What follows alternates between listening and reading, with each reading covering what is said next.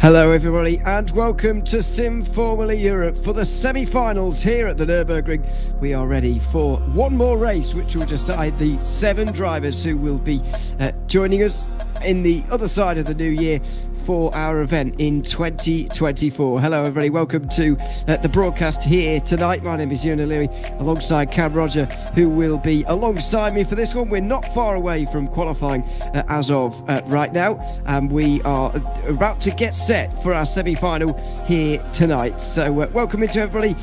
Good to have you with me and Cam for this broadcast. Cam now joins me as well. Welcome in, Cam. Good to have you alongside me as well. We're excited. It's all built up to this, the semi-finals before our big event in January. Absolutely, it's going to be a fun one. We've had the drivers, of course, last week qualifying themselves for this semi-final, and now we go from 30 drivers down to 7. It is going to be a very difficult task tonight. So it's really the top 7 that we are focusing on, and anyone inside that gets themselves qualified for the LAN event in Maastricht in a few weeks' time. So yeah, Ewan, I think it's going to be a sort of sweaty palms time for people who sort of qualify from 8th position down to about P50. It certainly is going to be. I mean, I was thinking about this earlier on as well in terms of qualifying and where we're going to be after this session. How low down are we going to start writing off drivers here in terms of this session? Because, as you say, it's top 7 to go through. You can see there in that little gap in the graphics, which tells us who is currently going through, although that is ordered on practice times at the moment. Not that that means so much for now. So I do wonder, at what point are we going to write people off with their qualifying performance? Because it's one of these circuits where it's not the easiest in the world to overtake. However, at any circuit, it will be difficult to come through the field in just half an hour from the likes of P30. Yeah, it's such a high quality field. I actually feel sorry for some of these drivers who are going to miss out, because this is such a high quality field. There's going to be, obviously 7 drivers going to go through. There'll be another 10 drivers really that can still qualify. And as we get into this qualifying session, the first few laps are coming in. Fiducci goes up there to the front by 0.2 of a second. We've got some drivers also getting up there. We've got Pajic, Simoncic now as well up inside the top 3.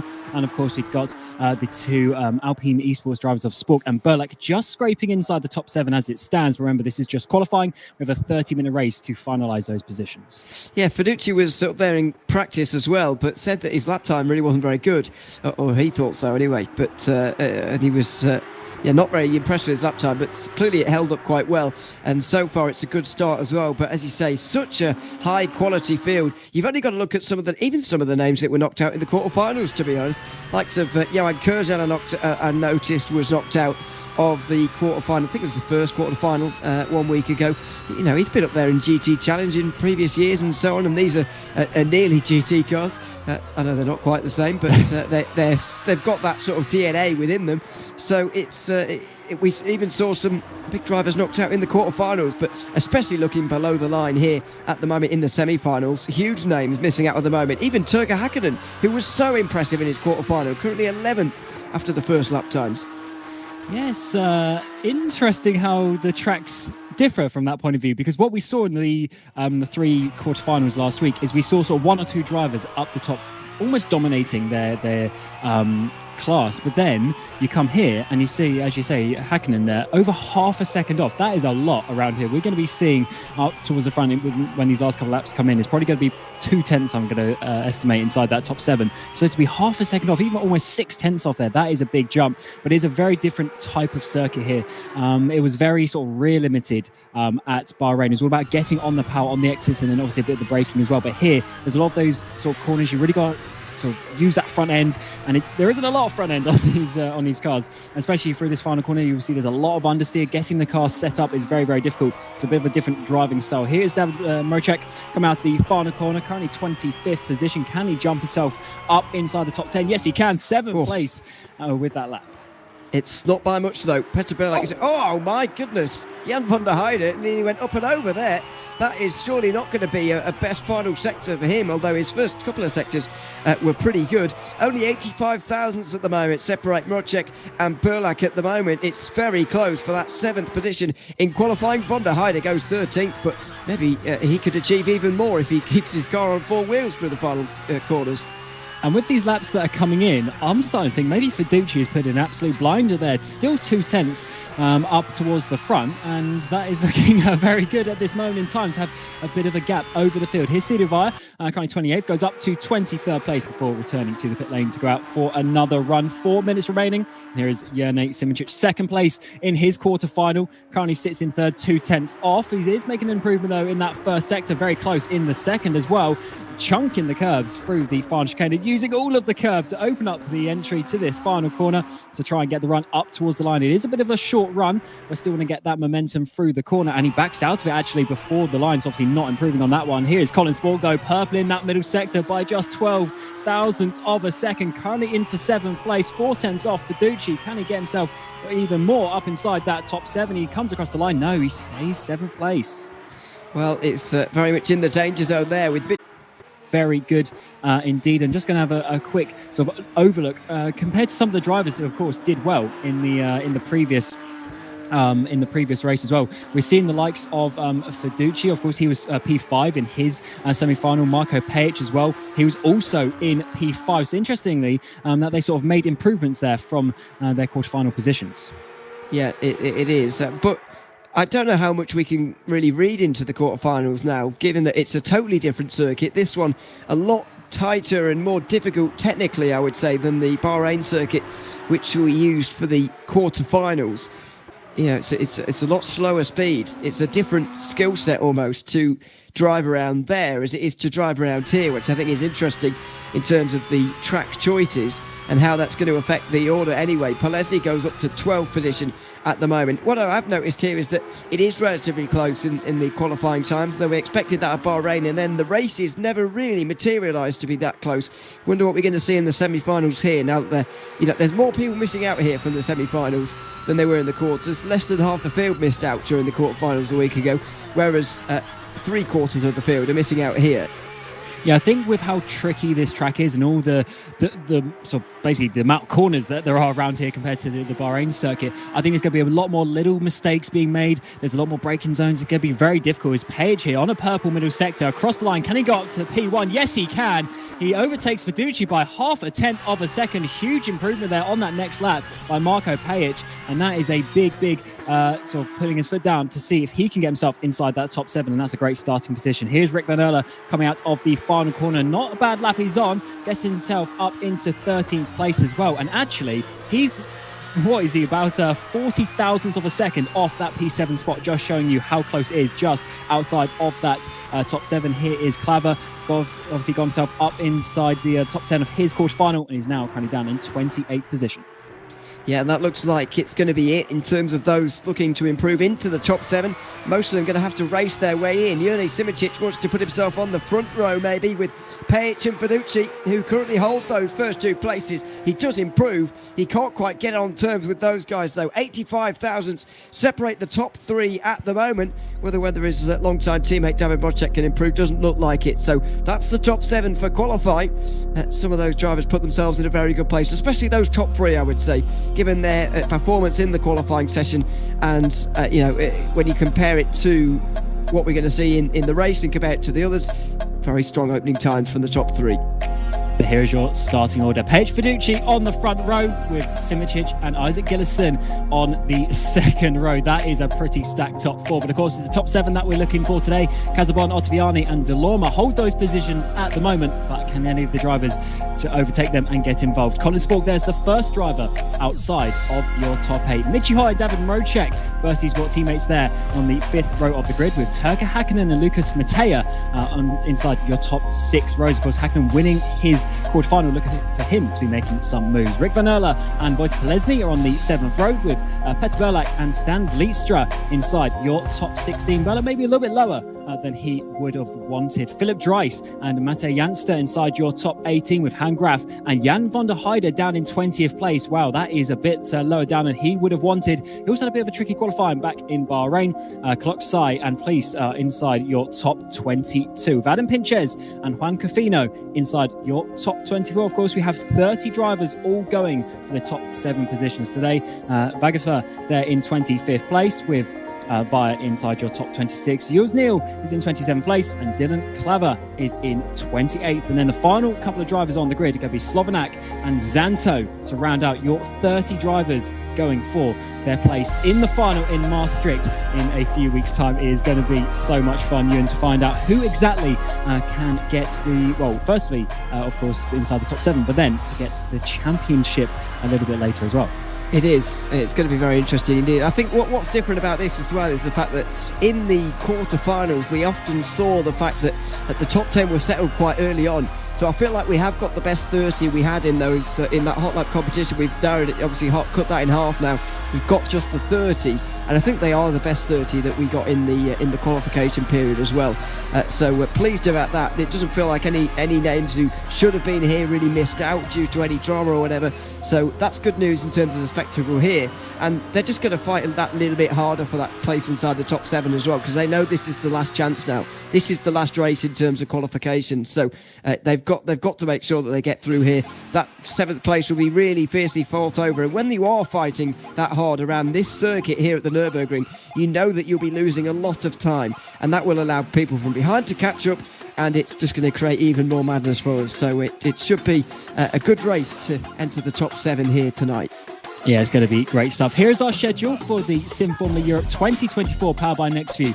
And it was, of course, the Bahrain quarter-final 1 week ago where we had 60 drivers. We've whittled them down to 30 here for the semi-final at the Nurburgring sprint circuit. And of course, as we mentioned, it is the top 7 that we are looking out for to get to Maastricht. But of course, there is an 8th position as well, and we'll get to that a little bit later on. Here is what's gone on through that format. As we said, we got to 60 drivers through the hot laps that we whittled down through 3 splits, the top 10 in each split, getting of course the 30 drivers for today. Get yourself involved, of course, with the hashtag for SFE 2024 as well, as of course we want to thank our partners. Loads of them getting involved in Sim Formula Europe is absolutely amazing. Of course, NextView main sponsor as well, but as well as Acitec, Acto Racer, Sim Department, D-Box, and of course Interclassics for hosting the expo that we'll be going to. Here's the prizes for those who do make their way to Maastricht, to the top 7. Of course, a guaranteed €750 as well, which is absolutely amazing, of course, along with the secured spot as well that we'll mention a little bit later on after the race. €10,000 up for grabs, 3,000 for the winner, of course, 1750 and 1250 for the top 3. And that is some good. There is a lot on the line here, and also just the experience as well of being able to go there and compete at a LAN event. It is just something so different, and obviously, we've both experienced it in the past. That's what they're fighting for. Absolutely, and it of course is going to be an absolutely amazing race, and here we go, underway for 30 minutes of action. Marco Page and Fiducci on that front row, Simoncic and Gillison in behind as we come down in towards turn 1 for the first time, going 3-4 wide in the background as they try and work their way through up inside those top 7 places. Looks like Colin Spork already making his way up inside the top 5. Page still leads the way, but this is going to be absolute carnage in behind as everyone tries to get themselves up into those coveted spots. Yeah, the top 3, as suspected, all going for it nicely, but further behind there's carnage in the mid-pack. Mitchy Hoyer has certainly fallen afoul of that, and being sandwiched in the middle of 3 wide at the moment was Alessandro Ottaviani.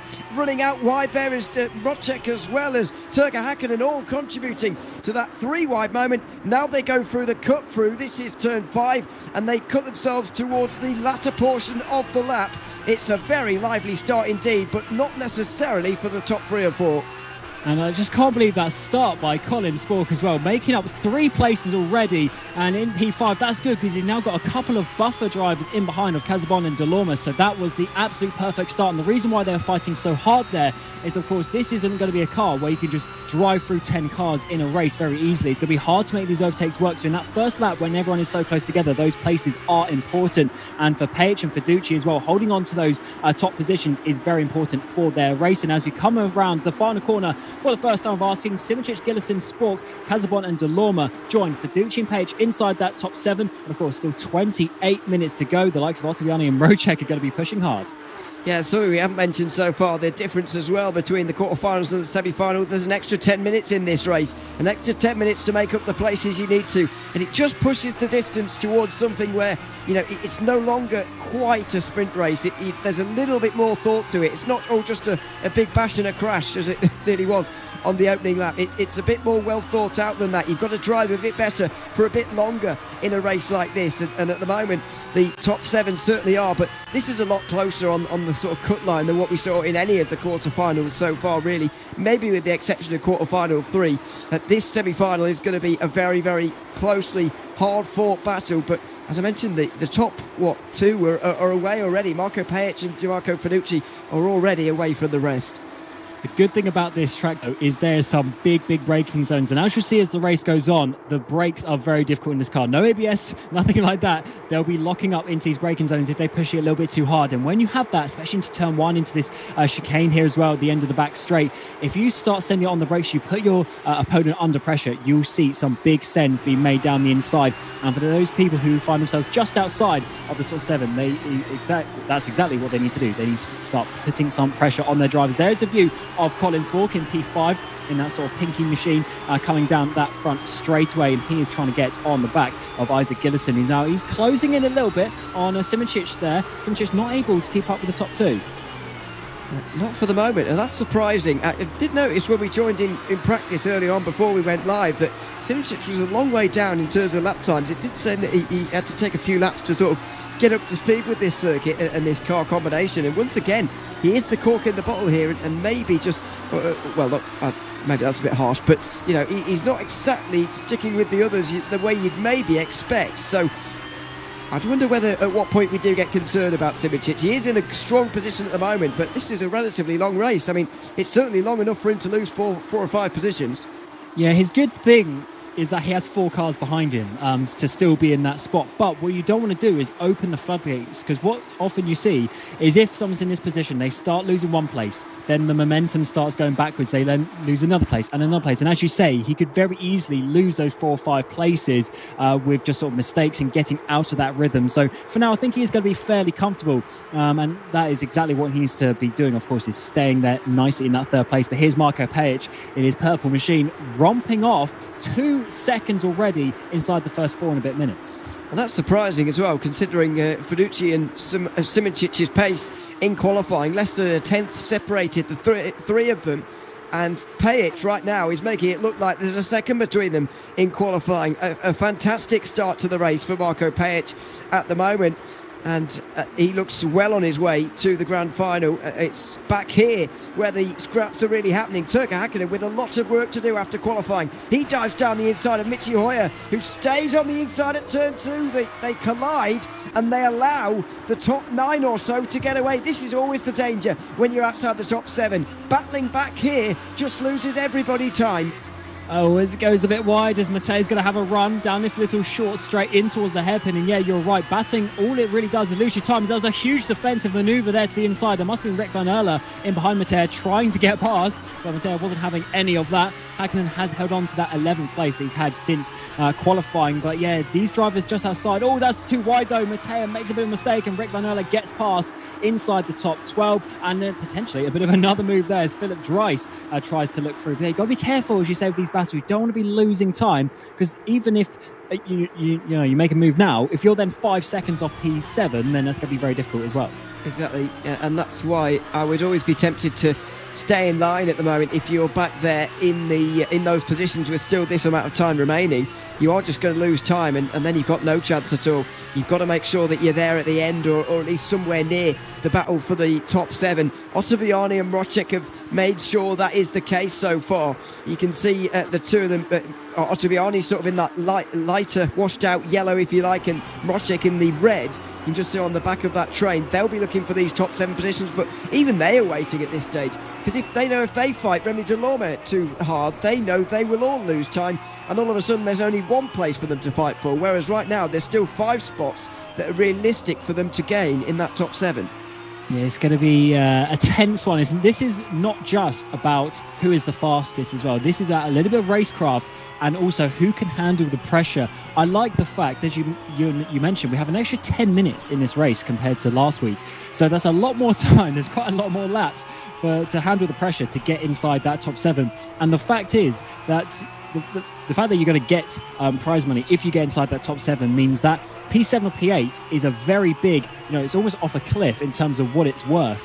compared to each of them. So it's a big moment for those. But Ottaviani, he's struggling to stay up with Delorme. There's a bit of a gap. He's getting close to 1 second. Yeah, it is. And that is a problem from Rodger more than Ottaviani, really. I mean, it is, of course, for Ottaviani as well. He hasn't maybe got the pace at this stage in the race, but especially from Rodger, how do you sort of breach that conversation, if you like, that on-track conversation between the two? Does he try and go through right now? How's Ottaviani going to take that? Are they going to fight? Are they going to lose time to Remy Delorme in that battle? It's unsure at the moment, and it's somewhat surprised, I've got to say. Ottaviani's a very strong driver in this car, and across multiple platforms. I'm very surprised that he's struggling for pace at the moment, but he clearly is. And Remy Delorme is not exactly blowing them out the water. He's losing time to Casabon and Spork, who are in the two positions in front of him. So I don't know how David Rodger's going to deal with this. It's a kind of no-win situation when you're sat there in Rodger's position. Yeah, he does need to get past, though. Ultimately, he needs to be in at least the 8th place, so he has half an opportunity. The issue is, where does he do it?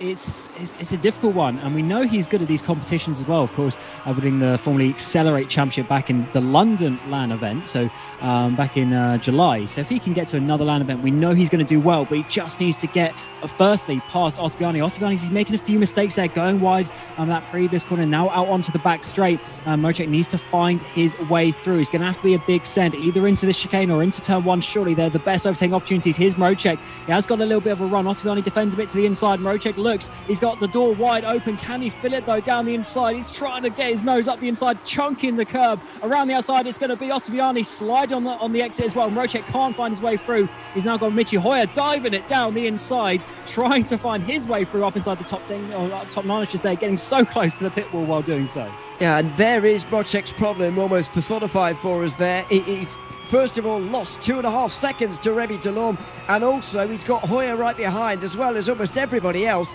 inside the top 20. Hoyer going on the defensive from Turk Hakkinen right now, trying desperately not to lock up and smash into the Polish driver as well, and now they're fighting for 10th place. Rick Van Erl tries to go down the inside. It's not happened for him. Side-to-side contact, and he goes on the half spin. Unfortunately, the group has really now fractured and it's split apart. There's battles going on all over the place, but none of them are for positions inside the top 7. Twice there, Hakkinen was round the outside in turn 2, and twice he's made contact.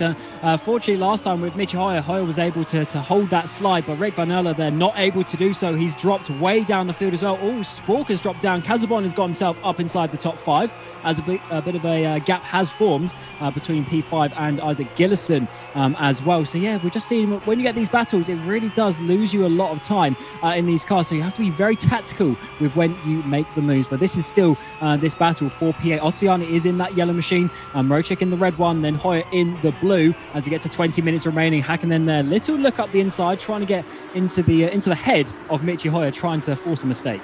Yeah, almost. It's very difficult to do that, though. It's easier said than done to try and put him off and set him a little bit wider. Further on up front, by the way, Thibaut Casabon got through on Colin Spork on the way towards turn 5 last lap, and that has just given him that little bit of insurance policy, actually, to hold 5th place now rather than 6th. He's just got a little bit more insurance with 2 cars behind him instead of just the 1. I wonder whether Spork's just struggling a little bit here. We saw him struggle to start off in qualifying, and now in the race as well. He's been overtaken by Casabon, and Delorme is right behind him as well, which is maybe a bit of a concern at this stage for the 2022 FSR champion.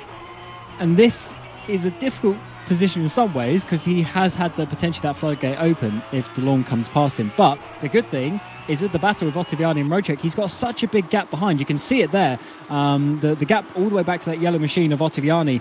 It doesn't matter if he drops down to that P7, as long as there is that gap in behind. Are we going to see a replay now coming up in towards the hairpin? Yes, it is. Here's Casabon, and there's the Colin Sport machine on his outside, trying to make his way through, it looks like. And that was a rather clean move, actually. Just had easily, actually I say that, it went in a bit deep. Had to work hard for it on the exit, going side by side. He's going to be able to hold on to that one. Yes, he does. And Spork actually just backed out of that one, not wanting to fight that one too hard because he knew Delorme was in behind. Casabon did the hard work in setting it up through the Mercedes arena, then nearly went straight off the road at turn 5. Thankfully, he pulled it up in time, and he did hold on to the place eventually, but it could have been very different for the Frenchman. He's managed it, though, up to 5th now, and he's actually leaving the other two behind, so it's probably a good idea to go for it. Rodger is trying again, down the inside of Ottaviani, who locks up. Rodger locks up and goes straight into the side of his rival as well. That was quite aggressive, but Rodger has found his way through, and he's into 8th. Certainly has. Here comes Mitch Hoy as well on the up and under, trying to get up the inside. That's a bit of a send, bit of a late one. Hasn't been able to get past, but yes, Marocek with a very elbows out move in towards turn 1, but he's finally, after a few laps, has done what he needs to do. The issue for him is that he's close to 3 seconds off Remy Delorme. He just needs to do qualifying laps now. Turk Hakkinen sends it down the inside there of Mitch Hoy. Contact is made between the two, coming through the hairpin as they continue to go side by side. Hoyer all the way out onto the curb, has to back out of that one eventually. Hakkinen up inside the top 10 as the drivers are starting these aggressive moves, knowing that their opportunities for the top 7 are reducing. They are, and it's increasing the gap to the 8th place battle as well, which is not ideal, but they all know that they need to get through and gain positions to get closer to that top 7 as well. Now on the outside here is Philip Drace into the chicane. He was just about given enough space by Hoyer, who broke very late, and getting caught up in behind there is Matej. Wojciech Polesny will get alongside him, although he'll get shoulder barged out the way because Matej wants to go through on Drace. He's on the inside. Polesny will get the run on both of them probably as a result of this, although I think he's just been blocked by those cars sitting on the racing line. It's really packed up the field behind as well, with Vletstra and Von der Heide as well. It's all going on back here, but unfortunately their gap is only increasing. Huge send. Oh no, that's a 3 wide moment in towards turn 1. Have they been able to make it stop? Was that Vletstra maybe? Having an absolute send in towards turn 1. He's got Polesny now round the outside. He needs to continue and try and complete this move as Polesny has a bit of a barge there to try and get himself back up the inside as Vletstra now goes back. There's the green machine of Von der Heide as well, trying to get round the outside in towards turn 4. Very difficult position actually, because you sort of chop off with the single racing line through that corner, but definitely some interesting times. We come back to P8. Ottaviani, he's got back past Marocek after all that. Marocek wasn't able to put away like we were expecting. Well, it's not done any good for either of them, because now look at the gap, 4 seconds with 15 minutes to go. I don't see how that's going to come down really over the course of the rest of the race here. We're going to have about 10 laps left, maybe 11. And that's going to put the gap, going to have to close it about half a second a lap if you want realistic amount of chances to try and go through here. A really not a good situation for either of them. It was Marocek's mistake. He's in the red in towards turn 1 there. Ottaviani in the yellow. It's a very nice run around the outside actually through turn 2, but he was handed the opportunity by Marocek. Certainly was. Wow, what a race we are seeing. This is going to be an interesting one. Of course, we have race stewards behind the scenes as well, so maybe potential penalties coming the way, because some of these moves are being essentially a little bit over aggressive. In towards turn 1, so we get to the halfway stage in the race. There is Marocek in that red machine trying to get back past Ottaviani that he sat behind for so long during this race. Of course, Hakkinen has followed them through, and with the battles in behind, it's really turned into a 3-way battle. Hoyer now about a second and a half off the back of this. So it's really this 3-way battle to get up inside the top 8 as such. But with that gap up ahead, it's going to be difficult for them to get inside the top 7. But all they can do is go as fast as they can. We have seen stranger things happen where people ahead make mistakes, they get penalties, etc., and they fall back down the field. We have seen it in the past, but it's when you realise the situation you're in and the gap that you have, it's a little bit easier to avoid those mistakes and stay out of trouble. So I would be hesitant to say that any of those top 7 drivers are going to make mistakes at the moment. Page, Fiducci, Simicic, Gleason, Casabon, Spork and Delorme at the moment, the 7 who are going to go through. This is the most realistic place for a bit of a battle, and that's where the others could start to gain time. But what is the point of Remy Delorme battling at the moment for this 6th position? Normally we'd say, yes, you might want that extra car between yourself and the rest because of that insurance policy, but surely the 4.5-5 seconds he's got already is enough for an insurance policy to not go for any moves here on Colin Spork in front. Yeah, you'd hope so. That they use a bit of a bit of a smart racing craft. Because remember as well, those top 7, they're going to be racing against each other in Maastricht. Because there's a huge send down the inside from Hakkinen, very, very late. Bit of a bump there on David Mrocek. That's not going to be the nicest one for the Polish drivers. Oh, a huge send then up the inside of turn 2. Hakkinen is trying everything to get himself any sort of hope to get inside that top 7. And I have just got word though, that swap between Ottaviani and Mrocek, there was actually Mrocek was instructed that by race control, by the stewards, they thought that his move in turn 1 previously was too harsh, which does make sense because Mrocek was very wide off the apex. But yes, the stewards are watching, and that is why that one swapped around.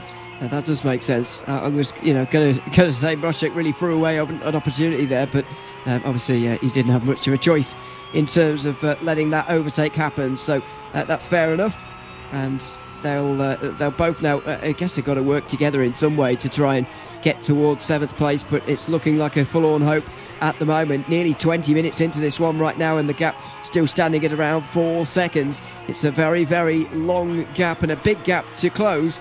But encouragingly, these top 7 have stayed relatively close together. Top 4 currently covered by 3.5 seconds. That can only be good news for the big grand final, which we presume the top 4 at least will be a part of, although you never know. You do never know until we get to the end of this race. And that's the thing, especially with this car, compared in the last sort of couple of years, we had the McLaren Senna GTR, which is it is a faster car, but in many ways it's a lot more settled. It's got more downforce, and overall it's just a very planted car. Of course, we had the ABS and traction control added to it recently as well. We now move to this car, the Porsche Cup car, and oh my lord, it's a very difficult car to drive. There's very little you can do on the setup as well to change it. Everything sort of suspension wise is locked. You can only really adjust sort of the anti-roll bars and the toes. So that, it doesn't give you much sort of opportunity to change. So you really have to work hard with this car. And that's why I think we've seen a couple of drivers sort of stand out at a certain track. Because if you just find that sort of last couple of tenths and you get that sort of comfortability with the car, it really sort of adds to your speed. And talking of that, Fiducci is starting to close down on Pejich. I don't think this one's over for the race lead. And how about a statement as well to make it going into the event as well? If we're going to assume that the top 2 are going to make it at this stage with the gap they've got, nearly a quarter of a minute they've got now back to the 8th place battle, which is it switched again because Mrocek has been overtaken by Hakkinen now, by the way, in his attempts to get through on Ottaviani. He's actually lost a place as Mrocek. What a statement that would be for Gianmarco Fiducci to make his way through on Marco Pejich and just say, I know you raced away to a 2-second lead, but I reeled you in and overtook you.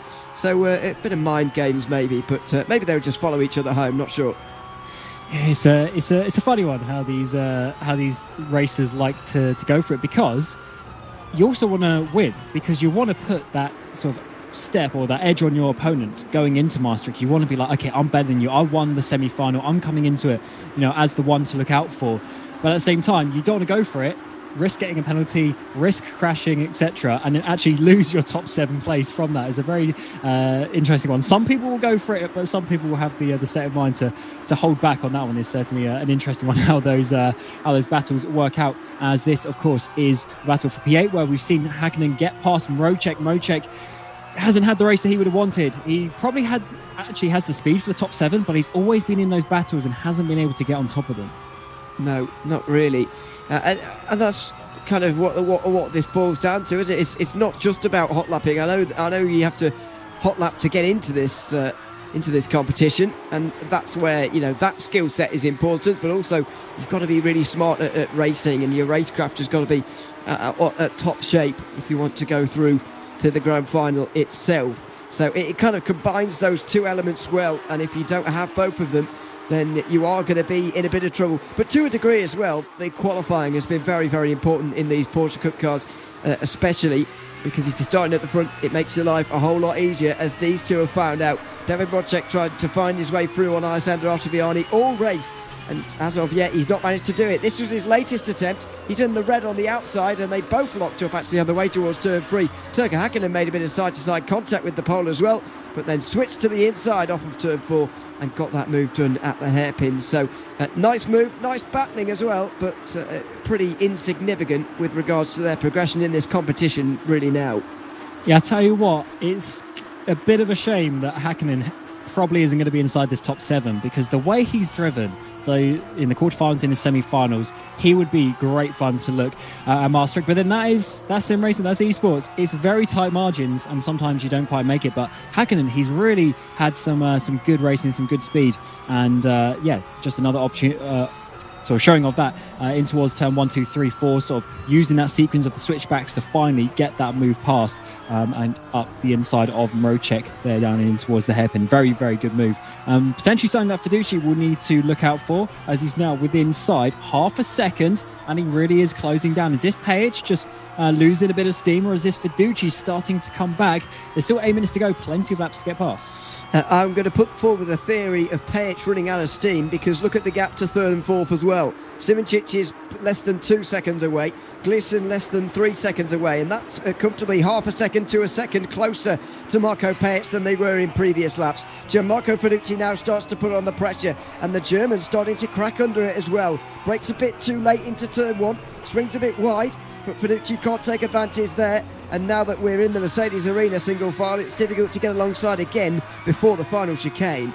Yeah, these parts of the track are not necessarily about overtaking, although we do see some drivers try it. This is about staying close, putting the pressure on your opponent and trying to sort of get that momentum built up, try and get a bit of speed in behind them, try and have a good couple of corners and stay close. It's a tricky few corners there. The hairpin into this sort of elongated chicane effectively coming onto the back straight, and especially this one as well. It's a lot faster than it looks. You can really get on the power early, downhill, a little bit of camber as well onto this back straight, but yeah, just couldn't keep the speed that time around. He stayed around that 4/10 mark for quite a while, so Page still has some good speed.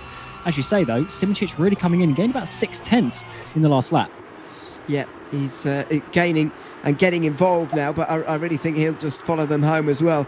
Here at the moment, I'm still not convinced how much Fiducci is going to want to go through here. I do understand it for the race win, for the statement going into the final, but realistically, there's nothing material to be gained by it. You don't get anything for winning the race. You get just as much for winning as you do for second here in this race. So I'm not sure that they'll really do anything about it. Page brakes late again into turn 1, but not quite as wide as he was 1 lap ago.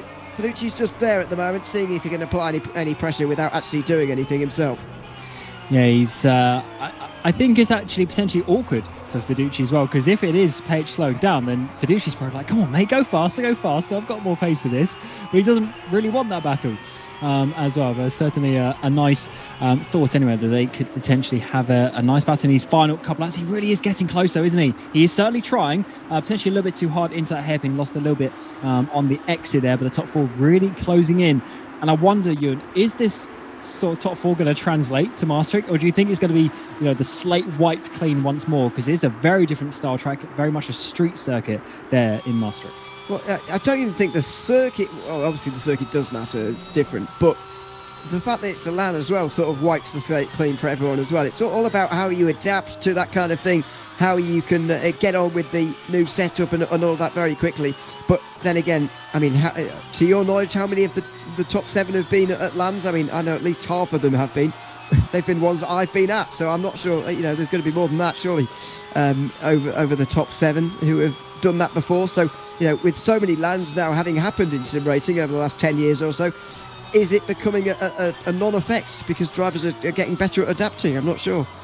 Yeah, absolutely. The only one I don't know of, actually, I think, is Remy Delorme. I'm pretty sure the other 6 have, so that's that's a good stat, actually, with the amount of land events that are coming around. Page there, massive lock-up in towards turn 1, might be starting to feel the pressure as maybe Ottaviani, huge send down inside there for Turk Hakkinen. He's done this move before, bit of contact, he goes around. Mrocek manages to avoid him, as that was a late send once again from the Finnish driver. Unfortunately, just collecting the rear end there of Ottaviani, sending his car around, and he did manage to collect it and stay inside that 10th place, but Lucas Mater is getting very close. So Ottaviani somehow, after all these 25 minutes of racing, is still in that 8th position.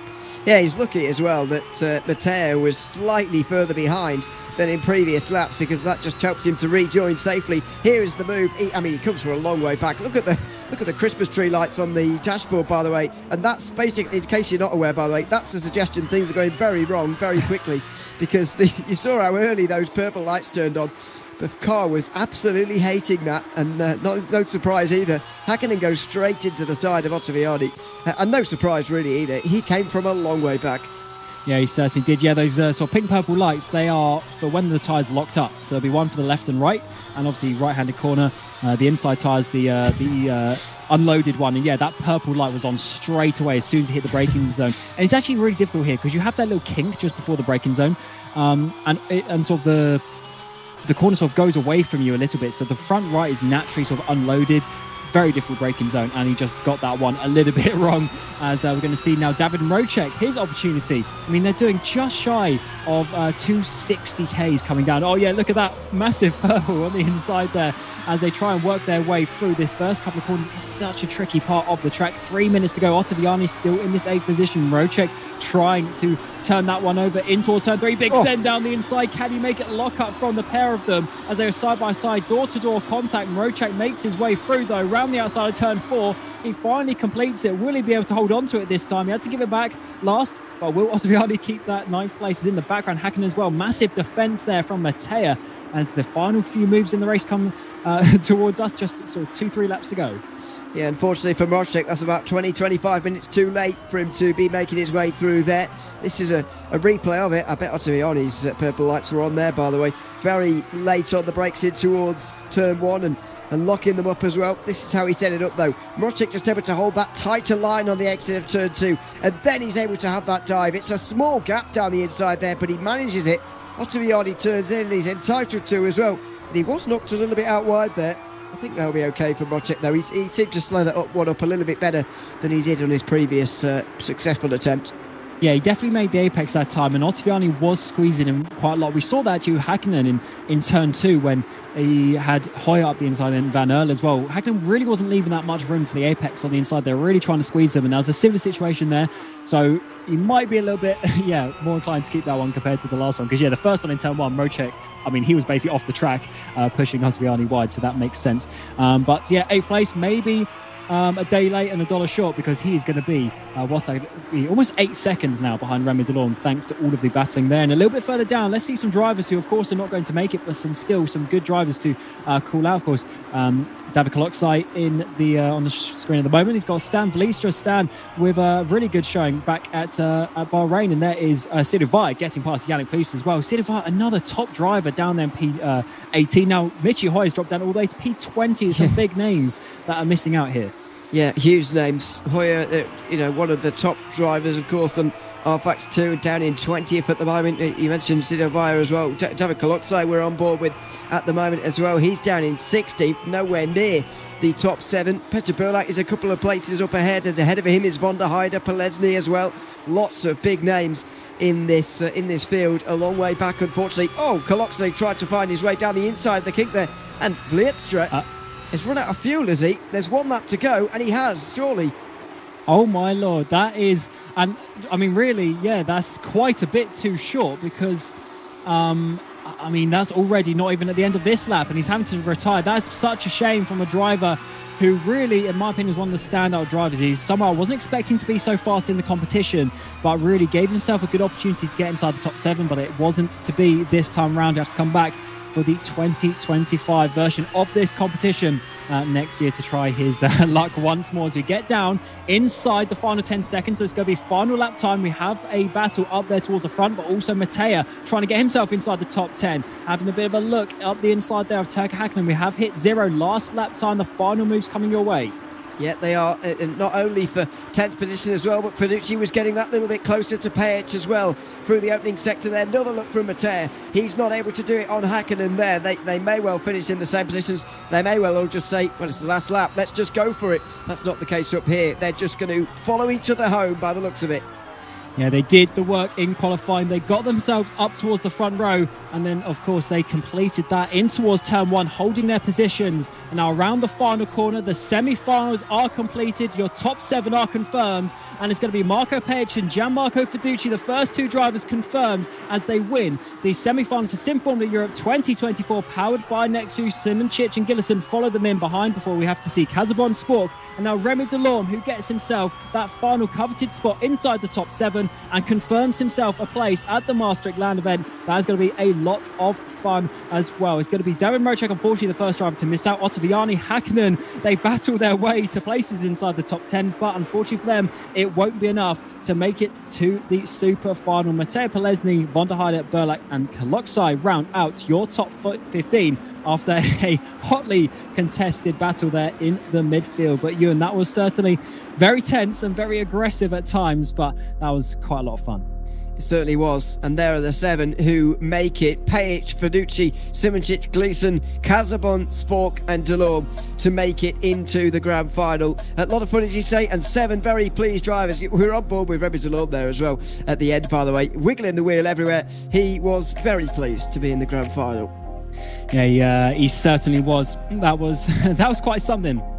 To be honest, with what we saw over the course of that race. It was a great battle up towards the front. Of course, they didn't really do that extra bit of batting that you might expect, because of course they wanted to make sure they got inside that top 7. But what it certainly opened us up for is some amazing batting when we get to the streets of Maastricht. So yeah, just to confirm your top 7, they'll be going through to Maastricht, obviously pending any penalties, but I don't think there should be it for these top 7. It's going to be Pajic, Feducci, Simoncic, Gillison, Casabon, Spork and Remy Delorme. That is going to be some great fun when we get to the street circus. We'll try and get a bit of a word from Marco as well. That should be able to see just what his thoughts were there. But Ewan, I think what we're seeing is we have seen 7 drivers. They did the job in qualifying. They did the job in the race. Do you think they can do the job when we get to Maastricht? Well, that's going to be the challenge, isn't it? As I mentioned, it's all about adaptability and not only adapting to the new situation that they're going to be in sim, but also in real life as well